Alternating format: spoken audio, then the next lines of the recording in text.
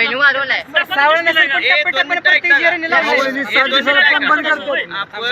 तुम्हाला उद्या एकादशी आपण परवा दिवशी तहसील ऑफिसला जाऊ सगळे आणि कंपनीचं स्पेसिफिक नाव टाकून इथं पंप आहे, खाली एक पंप आहे, सगळ्यांच्या सोयी ऐका 2 मिनिटं सगळ्यांना कॉन्सन्ट्रेटली आणि ताई. नमस्कार, पंढरपूर पीपल्समध्ये सरचं स्वागत. आता आपण सध्या लिंक रोड गो गॅस ह्या पंपावर उभे आहोत. तर जो गॅस कंपनीचे मालक आहेत किंवा इथले मॅनेजर आहेत त्यांनी सांगितलेलं आहे की 120 रुपये प्रति लिटर ह्या पद्धतीने आज गॅस त्यांनी सेल्स करण्याचा निर्णय घेतला होता. त्याच्या विरोधात पंढरपुरातले रिक्षा सर्व चालक मालकांनी त्यांच्या विरोधात आंदोलन केलेलं आहे. तर ह्या संदर्भात आपण इथले स्थानिक रिक्षा चालक आहेत, आपण त्यांच्याशी बोलणार आहोत. नमस्कार गणेशराव. आपल्या पंढरपूरमध्ये आता बघायला गेलं तर 3-4 हजार नवीन रिक्षा आहेत. प्रत्येक जी BS 5, 6, 7 मध्ये गाड्या आहेत ह्याला एक तर पहिली गोष्ट घरगुती गॅस चालत नाही. जे गाड्या नवीन आहेत सगळ्याला हे पेट्रोलचाच पंपाचा गॅस चालतो. ह्या पंपावर आतापर्यंत जे रेट वाढवलेत ह्यांच्याकडे कोणताही प्रूफ नाही. ह्यांच्या स्वतःच्या मनानं कारभार केलेला आहे. हे तसे अर्ज आपल्या तहसीलला दिलाय पण तहसील म्हणलं नाही की रेट वाढवा. ह्यांची कंपनी प्रायव्हेटमध्ये ह्यांनी रेट वाढवलेला, यांच्याकडे प्रूफ नाही. स्वतःची मरमांगी चालू आहे. तुमची मागणी काय? आमची मागणी 120 रुपये रेट हा नाही परवडत. 120 रुपयाला कस्टमर 10 रुपये वाढवून देत नाही आणि 120 रेट रेग्युलर 54 रुपये जो आहे तो द्याव. युद्धमारीमुळं महामारीमुळं 10 रुपये वाढला असेल, आम्ही द्यायला मान्य. पण तुम्ही रेट 120, 100 करत असेल तर कुणालाच परवडत नाही. 104 रुपयानं आम्हाला पेट्रोल मिळते. 20 किलोला 20 लिटर ॲव्हरेज आहे, 20 किलोमीटर लिटरला.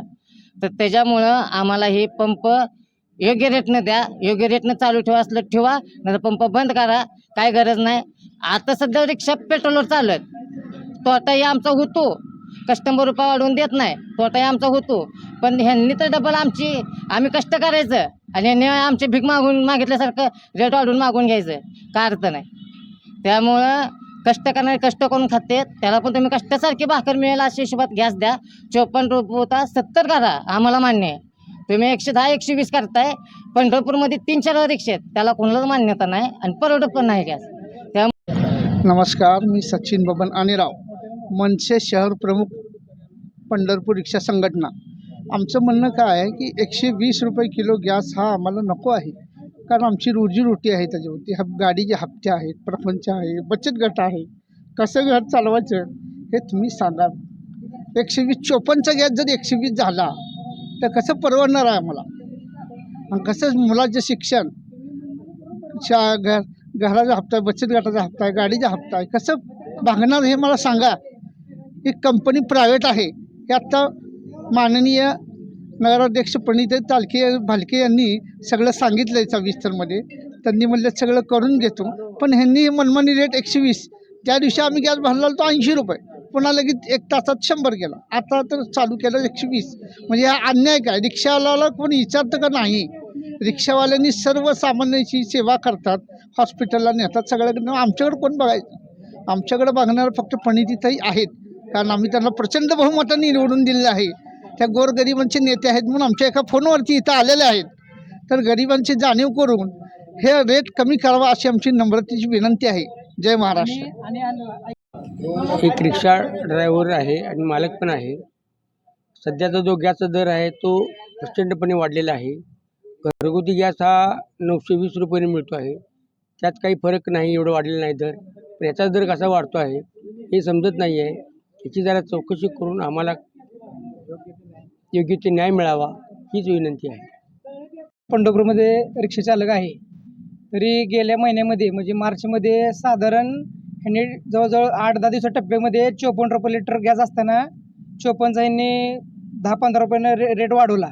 जवळजवळ 69, 70, पर 85, 90, परत ह्यांनी 100 नेला आणि 4 तारखेला जर ह्यांनी आज दिनांक किती 26 एप्रिल 2026 आज तारीख आहे.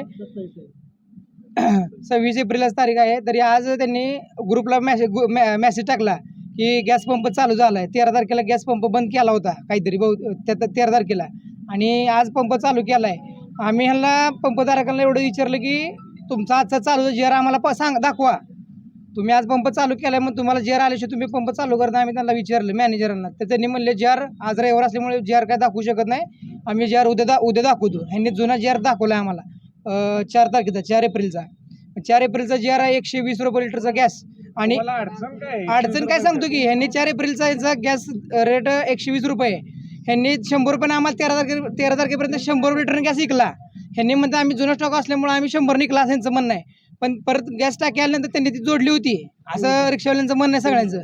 मग ह्यांनी आज पंप चालू केला आहे म्हणल्यावर ह्यांचं जेर पाहिजे आम्हाला लिगली, की बाबा ह्या ओरिजिनल जेर पाहिजे आहे की 120 दर आहे ह्याचं जेर पाहिलं होतं. तर यांचं म्हणणं असं आहे की आज रविवार असल्यामुळे ऑफिस बंद असते आणि जेर आम्ही आज पाठवू शकत नाही, उद्या पाठवू शकतो. मग तुम्हाला न जेर आलाय, जेर आला नाही मग तुम्ही पंप चालू कसं केला हा आमचा प्रश्न आहे. बरोबर आहे का? राहायला प्रश्न सर्वसामान्य रिक्षावाले आहेत, गोरगरीब सगळ्यांचा हातावर पोट आहे.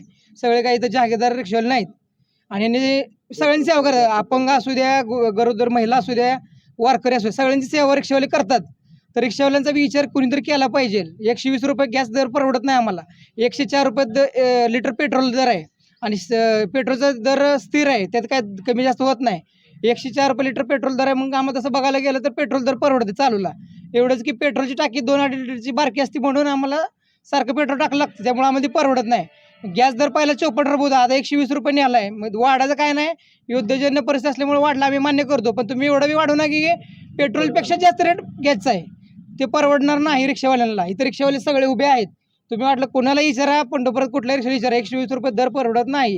यांनी गॅस पंपवाल्यांनी आम्हाला जेर न दाखवता गॅस चालू केला ते केला, 120 रुपये रेट ठेवला आहे. ही यांचं कायद्यानं अनलिगली पडतंय. पंपवाले पंढरपुरातले सर्व रिक्षा बांधवांच्या तक्रारीनुसार आता नगराध्यक्षताई इथं आलत्या, त्यांनी पुरवठा अधिकाऱ्यांशी सुद्धा संपर्क केलेला आहे.